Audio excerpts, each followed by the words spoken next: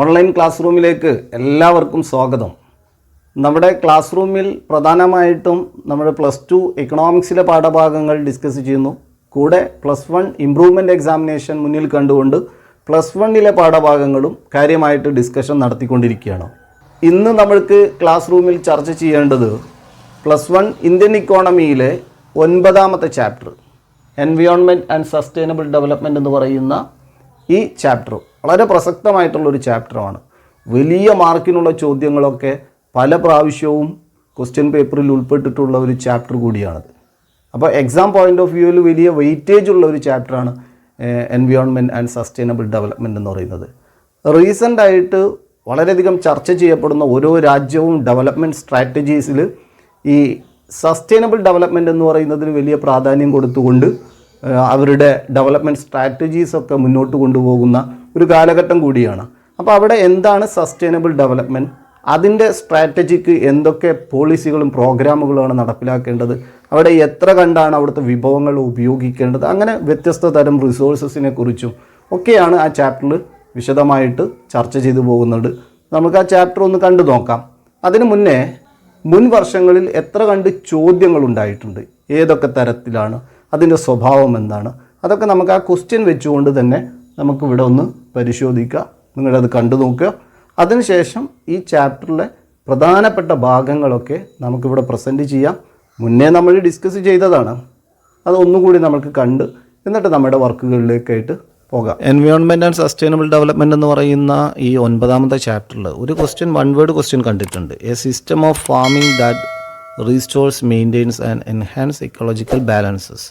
എൻവയോൺമെൻറ്റുമായിട്ട് connect ചെയ്തിട്ടുള്ള ഒരു ക്വസ്റ്റ്യനാണ്. ഏത് തരത്തിലുള്ള ഫാമിംഗ് ആണ് ഇവിടെ ഇക്കോളജിക്കൽ ബാലൻസ് മെയിൻറ്റെയിൻ ചെയ്യാനും എൻഹാൻസ് ചെയ്യാനും സാധ്യമാകുന്നത്? കോപ്പറേറ്റീവ് ആണോ, ഓർഗാനിക് ഫാമിംഗ് ആണോ, ടെറസ് ഫാമിംഗ് ആണോ, നൺ ഓഫ് ദീസ് എന്ന് പറയുന്നത്.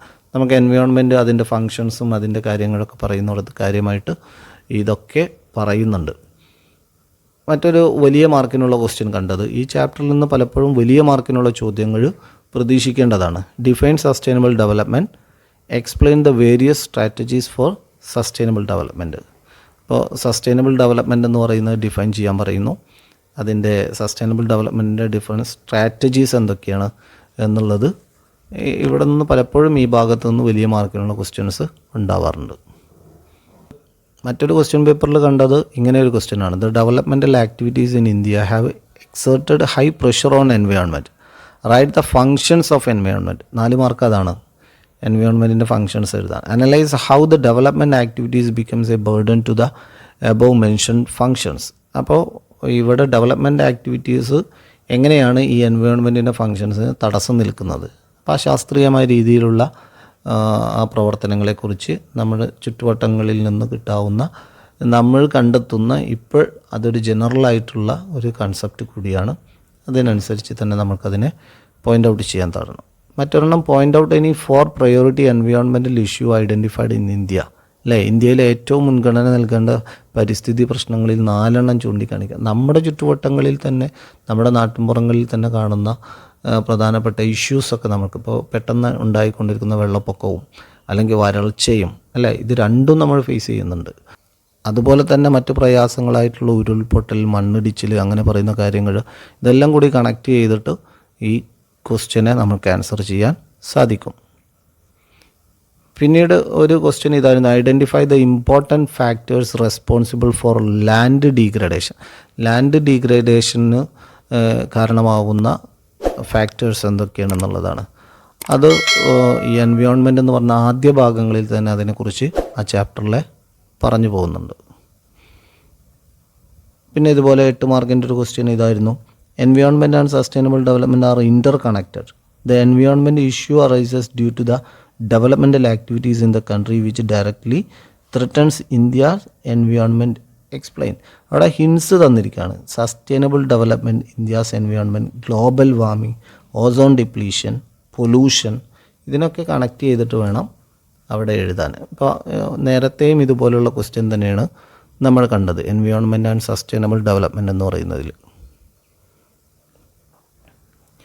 ഇതൊക്കെയാണ് ഈ 9ാമത്തെ ഈ ചാപ്റ്ററിൽ നിന്ന് വലിയ മാർക്കിനുള്ള ചോദ്യങ്ങളാണ് ഈ ചാപ്റ്ററിൽ നിന്ന് പലപ്പോഴും നമ്മൾ പ്രതീക്ഷിക്കേണ്ടത്. ആ രീതിയിൽ തന്നെ ആയിരിക്കണം പഠനം മുന്നോട്ട് കൊണ്ടുപോകുന്നത്. വളരെ രസകരമായ രീതിയിലാണ് ഈ ചാപ്റ്റർ മുന്നോട്ട് പോകുന്നത്. തുടക്കത്തിൽ എന്താണ് പരിസ്ഥിതി എന്നുള്ളതും ആ പരിസ്ഥിതിയുടെ ധർമ്മങ്ങൾ എന്തൊക്കെയാണെന്നുള്ളതും അതോടൊപ്പം അതിൻ്റെ കപ്പാസിറ്റികൾ, അബ്സോർപ്റ്റീവ് കപ്പാസിറ്റിയും ക്യാരിയിങ് കപ്പാസിറ്റിയെക്കുറിച്ചും, പിന്നീട് ഇത് ലംഘിക്കുമ്പോൾ അത് മനുഷ്യ പ്രവർത്തനത്തിൻ്റെ ഭാഗമായിട്ട് അനുഭവപ്പെട്ട ഗ്ലോബൽ വാർമിങ്ങിനെ കുറിച്ചും ആ ഗ്ലോബൽ വാർമിങ്ങിൻ്റെ കോൺസിക്വൻസസിനെ കുറിച്ചൊക്കെ പറഞ്ഞു പോയിട്ട് ഈ പരിസ്ഥിതിയുടെ ഡീഗ്രഡേഷനിലെ വാട്ടർ പൊല്യൂഷൻ, എയർ പൊല്യൂഷൻ തുടങ്ങിയ കാര്യങ്ങളൊക്കെ പറഞ്ഞ് വികസനം എന്ന് പറയുന്നത് സസ്റ്റൈനബിൾ ആയിരിക്കണം, സുസ്ഥിര വികസനത്തിന് എന്തൊക്കെയാണ് തന്ത്രങ്ങൾ, അതിൻ്റെ സ്ട്രാറ്റജീസ് എന്തൊക്കെയാണ് എന്നൊക്കെയാണ് ഈ ചാപ്റ്ററിൽ പറഞ്ഞു പോകുന്നത്. ആദ്യം തന്നെ എന്താണ് പരിസ്ഥിതി എന്നാണ് പരിചയപ്പെടുത്തുന്നത്. അപ്പോൾ പരിസ്ഥിതി എന്ന് പറയുമ്പോൾ അതിൽ ജീവിയവും അജീവിയവുമായ ഘടകങ്ങളെല്ലാം ചേർന്നതാണ് പരിസ്ഥിതി. ബയോട്ടിക്, ആംബിയോട്ടിക് ഘടകങ്ങളെല്ലാം ഉൾപ്പെടുന്നതാണ് പരിസ്ഥിതി. പിന്നീട് അത് മുന്നോട്ട് കൊണ്ടുപോകുന്നത് പരിസ്ഥിതിയുടെ ധർമ്മങ്ങളാണ്. നമുക്കറിയാം എൻവിയോൺമെൻറ്റിന് ഒരുപാട് ഫങ്ഷൻസ് ഉണ്ട്. അത് നമ്മൾക്ക് എണ്ണിയെടുക്കാൻ സാധിക്കില്ല. നമ്മുടെ ജീവൻ തന്നെ നിലനിൽക്കുന്നത് അതിൻ്റെ ഫങ്ഷൻ്റെ, അത് കൃത്യമായി അതിൻ്റെ ധർമ്മം പാലിക്കുന്നത് കൊണ്ടാണ്. എന്നിരുന്നാലും ഇതിനെ നമ്മളൊരു ഫ്രെയിമിലേക്ക് കൊണ്ടുവരുമ്പോൾ അതിൽ പ്രധാനമായിട്ടും നമുക്ക് 4 ധർമ്മങ്ങളെ, ഫങ്ഷൻസിനെ നമുക്ക് കണ്ടെത്താൻ സാധിക്കും. അതിലൊന്ന് സപ്ലൈ ഓഫ് റിസോഴ്സസ് ആണ്, വിഭവങ്ങൾ പ്രദാനം ചെയ്യുക എന്നുള്ളതാണ്. മനുഷ്യൻ്റെയും മറ്റു ജീവജാലങ്ങളുടെയൊക്കെ ജീവൻ നിലനിൽക്കുന്നതിന് ആവശ്യമായിട്ടുള്ള വിഭവങ്ങൾ സപ്ലൈ ചെയ്യുന്നത് പരിസ്ഥിതിയാണ്. മറ്റൊരെണ്ണം പറയുന്നത് അസിമിലേറ്റിംഗ് വേസ്റ്റ് എന്നുള്ളതാണ്. മനുഷ്യൻ്റെ പ്രവർത്തനത്തിൻ്റെ ഭാഗമായിട്ടോ മറ്റുള്ളതിൻ്റെ ഭാഗങ്ങളായിട്ടോ ഒക്കെ ഒരുപാട് വേസ്റ്റുകൾ ഉണ്ടാകുമ്പോൾ അതിനെയെല്ലാം അസിമിലേറ്റ് ചെയ്യാൻ, അതിനെയെല്ലാം സ്വീകരിച്ച് അത് നാമാവിശേഷമാക്കാൻ പരിസ്ഥിതിക്ക് ഒരു പ്രത്യേകമായ കഴിവുണ്ട്. പിന്നീട് നമ്മൾ പരിശോധിക്കുമ്പോൾ സസ്റ്റൈനിങ് ലൈഫാണ്. സസ്റ്റൈനിങ് ലൈഫ്, ജീവൻ നിലനിർത്താനും ഒരുപാട് ഓക്സിജനായിട്ടും മറ്റുമൊക്കെ ഇവിടെ പ്രധാനം നൽകിക്കൊണ്ട് ജീവൻ നിലനിർത്തുന്നതിൽ ഒരു പ്രധാന പങ്ക്, ഒരു പ്രധാന ധർമ്മം പരിസ്ഥിതിക്കുണ്ട്. മറ്റൊരെണ്ണമാണ് പ്രൊവൈഡിങ് എസ്തെറ്റിക് സെൻസസ്. അപ്പോൾ പരിസ്ഥിതിയുടെ ഫങ്ഷൻസ്, എൻവിയോൺമെൻറ്റിൻ്റെ ഫങ്ഷൻസ് എടുത്ത് പരിശോധിച്ച് കഴിഞ്ഞാൽ അതിൽ ഒരുപാട് ധർമ്മങ്ങളുണ്ടെങ്കിലും അതിൽ വളരെ പ്രധാനപ്പെട്ടതാണ് വിഭവങ്ങൾ പ്രദാനം ചെയ്യുക, സപ്ലൈ ഓഫ് റിസോഴ്സസ് എന്നുള്ളത്. മറ്റൊരെണ്ണം അസിമിലേറ്റിംഗ് വേസ്റ്റ് എന്ന് പറയുന്നത്, വേറൊരെണ്ണം സസ്റ്റൈനിങ് ലൈഫ് എന്ന് പറയുന്നത്, മറ്റൊരെണ്ണം പ്രൊവൈഡിങ് എസ്തെറ്റിക് സെൻസസ് എന്ന് പറയുന്നത്. വീണ്ടും ഒരുപാട് ധർമ്മങ്ങൾ നമുക്ക് എടുത്ത് പരിശോധിച്ച് കഴിഞ്ഞാൽ നിത്യജീവിതത്തിൽ നമുക്ക് പരിസ്ഥിതി നൽകിക്കൊണ്ടിരിക്കുന്ന ഫങ്ഷൻസ് കണ്ടെത്താൻ സാധിക്കും. ഇവിടെ വിഭവങ്ങളെന്ന് പറയുമ്പോൾ നമ്മൾ മനസ്സിലാക്കേണ്ടത് 2 തരത്തിൽ, പ്രധാനമായിട്ടും 2 തരത്തിലുള്ള വിഭവങ്ങളുണ്ട്. ഒന്ന് റിന്യൂവബിൾ റിസോഴ്സസ് ആണ്, മറ്റൊരെണ്ണം നോൺ റിന്യൂവബിൾ റിസോഴ്സസ് ആണ്. പുനർസൃഷ്ടിക്കാൻ കഴിയുന്നതും പുനർസൃഷ്ടിക്കാൻ കഴിയാത്തതും. റിന്യൂവബിൾ റിസോഴ്സസ് എന്ന് പറയുമ്പോൾ ഇപ്പോൾ മരങ്ങൾ, അതുപോലെ മൃഗസമ്പത്ത്, അത്തരത്തിലുള്ളതൊക്കെ നമുക്ക് വീണ്ടും വീണ്ടും ഉൽപ്പാദിപ്പിക്കാൻ സാധിക്കുന്ന വിഭവങ്ങളാണ്. നോൺ റിന്യൂവബിൾ എന്ന് പറയുമ്പോൾ നമ്മൾക്ക് ഉണ്ടാക്കാൻ കഴിയാത്ത, ഇപ്പോൾ പെട്രോളിയം, കോൾ, അങ്ങനെ പറയുന്ന വസ്തുക്കളൊക്കെ അത്തരത്തിലുള്ള നോൺ റിന്യൂവബിളാണ്. അപ്പം നമ്മുടെ ഉപയോഗം ഏത് തരത്തിലുള്ള വിഭവങ്ങളാണ് കൂടുതലായിട്ട് ഉപയോഗിക്കുന്നു എന്നതിനനുസരിച്ചാണ് വികസനവും അത് സുസ്ഥിരമാകുന്നതും അത് പുറകോട്ട് പോകുന്നതും ഒക്കെ അത്തരത്തിലുള്ള വിഭവങ്ങളുടെ ഉപയോഗങ്ങൾക്കനുസരിച്ചാണ്. പരിസ്ഥിതിയുമായി ബന്ധപ്പെടുത്തി നമ്മൾ മനസ്സിലാക്കേണ്ട 2 പദങ്ങൾ പാഠഭാഗം മുന്നോട്ട് വെക്കുന്നുണ്ട്. ഒന്ന് അബ്സോർപ്റ്റീവ് കപ്പാസിറ്റിയും മറ്റൊന്ന് ക്യാരിയിങ് കപ്പാസിറ്റിയാണ്. ഈ ക്യാരിയിങ് കപ്പാസിറ്റി എന്ന് പറയുന്നത് പരിസ്ഥിതിക്ക് എത്രമാത്രം പരിസ്ഥിതിയിൽ നിന്ന് നമ്മൾക്ക് വിഭവങ്ങൾ എടുത്ത് ഉപയോഗിക്കാമെന്നുള്ളതാണ്. അബ്സോർപ്റ്റീവ് കപ്പാസിറ്റി എന്ന് പറയുന്നത് നമ്മൾ പരിസ്ഥിതിയിലേക്ക് നിക്ഷേപിച്ചു കൊണ്ടിരിക്കുന്ന വേസ്റ്റുകളും മറ്റും എത്രമാത്രം ഈ എൻവിയോൺമെൻറ്റിന് അത് അബ്സോർബ് ചെയ്യാൻ സാധിക്കുന്നു എന്നുള്ളതാണ്. ഒരു എൻവിയോൺമെൻറ്റിൻ്റെ ക്യാരിയിങ് കപ്പാസിറ്റിയേക്കാൾ കൂടുതൽ നമ്മൾ അതിൽ നിന്ന് ചൂഷണം ചെയ്തെടുക്കുകയാണെങ്കിൽ എത്രയും പെട്ടെന്ന് തന്നെ ഈ എൻവിയോൺമെൻറ്റ് ഡീഗ്രേഡ് ചെയ്യാൻ സാധ്യതയുണ്ട്. അത് സുസ്ഥിര വികസനത്തിന് തടസ്സമായി നിൽക്കും. ഒരു എൻവയോൺമെൻറ്റിനേക്ക് താങ്ങാൻ കഴിയുന്നതിൽ കൂടുതൽ വേസ്റ്റുകൾ നമ്മൾ അതിലേക്ക് ഡംപ് ചെയ്ത് കൊടുത്തു കഴിഞ്ഞാൽ ഇതിൻ്റെ അബ്സോർപ്റ്റീവ് കപ്പാസിറ്റിക്ക് മുകളിലായതുകൊണ്ട് തന്നെ സ്വാഭാവികമായിട്ടും അത് പരിസ്ഥിതിയെ നാമാവശേഷമാക്കും.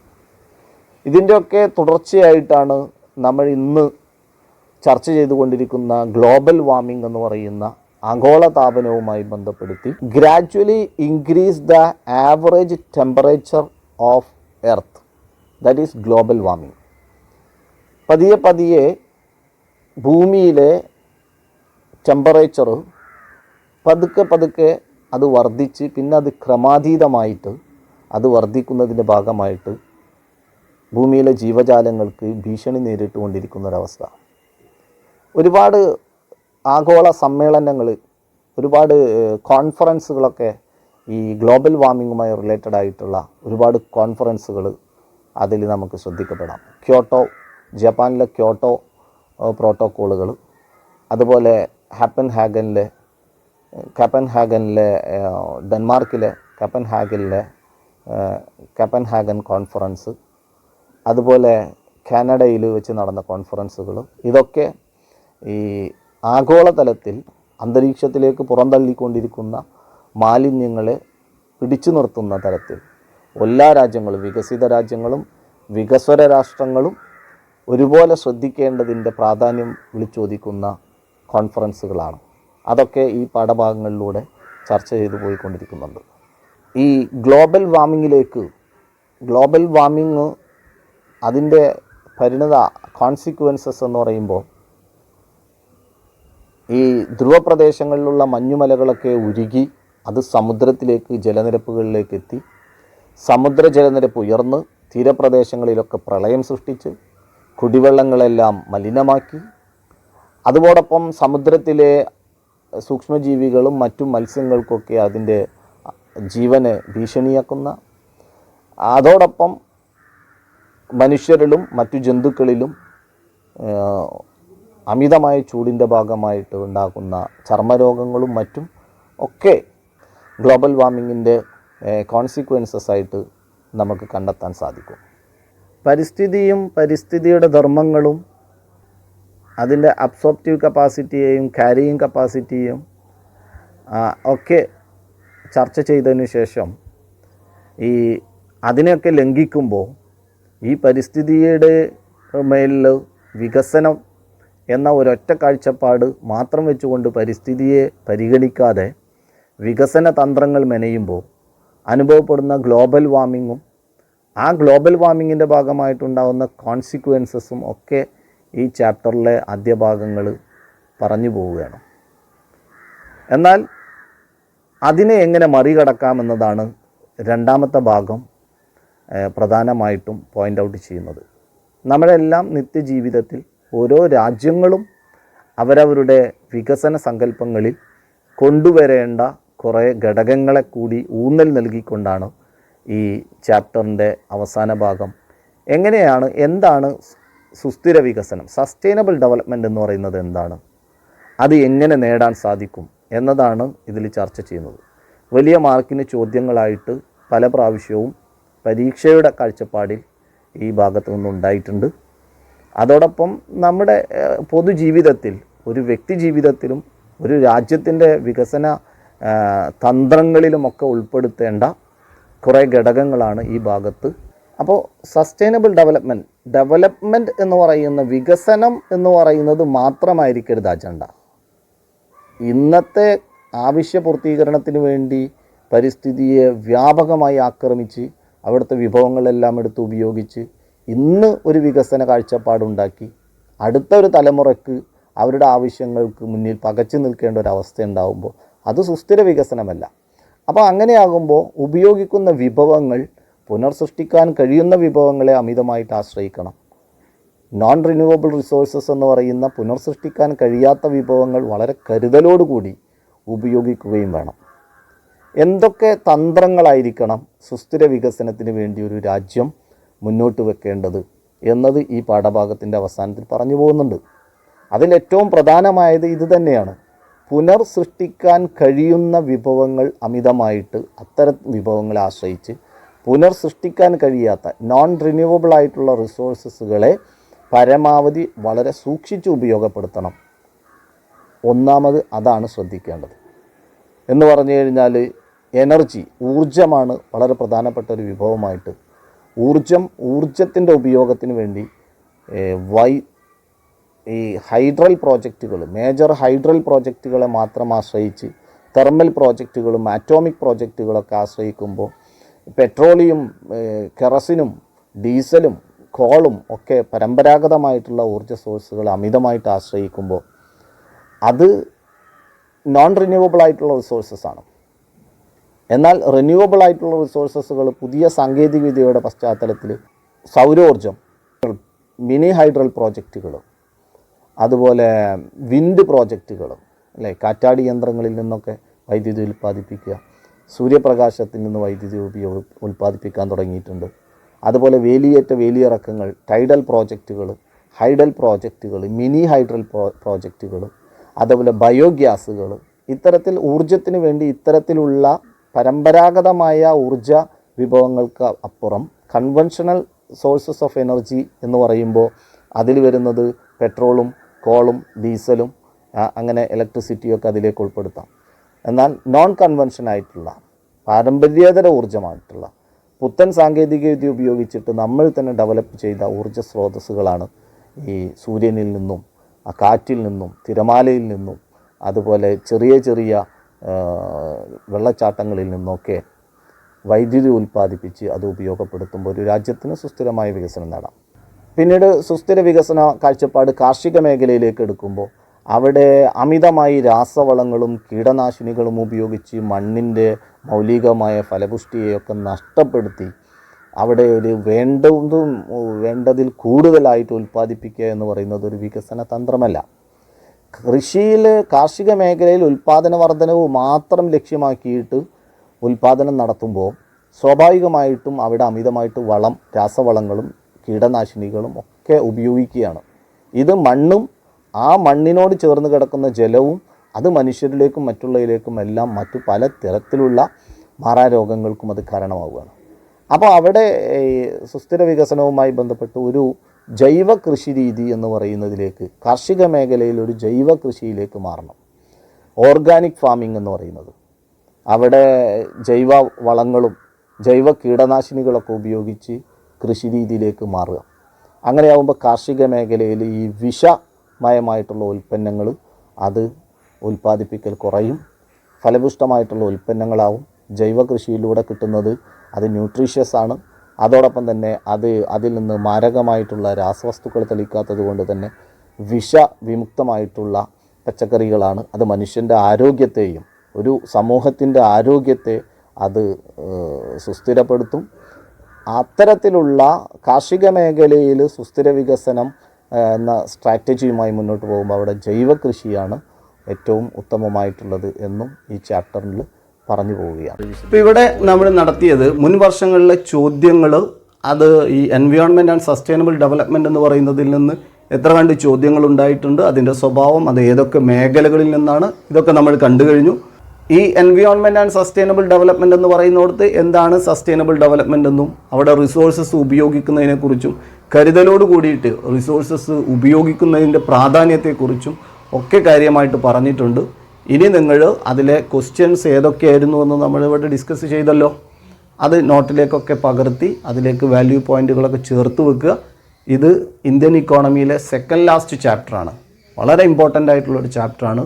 വലിയ മാർക്കിന് 8 മാർക്കിൻ്റെ ക്വസ്റ്റ്യൻസൊക്കെ പല ക്വസ്റ്റ്യൻ പേപ്പറുകളിലും കണ്ടിട്ടുണ്ട്. അല്ലെങ്കിൽ 5 മാർക്കിൻ്റെതും 3 മാർക്കിൻ്റെതൊക്കെ ആയിട്ട് വലിയ പെർസെൻറ്റേജ് ക്വസ്റ്റ്യൻ പേപ്പറിൽ കാണുന്നൊരു ചാപ്റ്ററാണ്. അതുകൊണ്ട് അതിൻ്റെ വെയിറ്റേജ് കൊടുത്തുകൊണ്ട് അത് റെഡിയാക്കി വെക്കുക. അടുത്ത ദിവസം നമുക്ക് മറ്റൊരു ചാപ്റ്ററുമായിട്ട് കണ്ടുമുട്ടാം. Okay, by.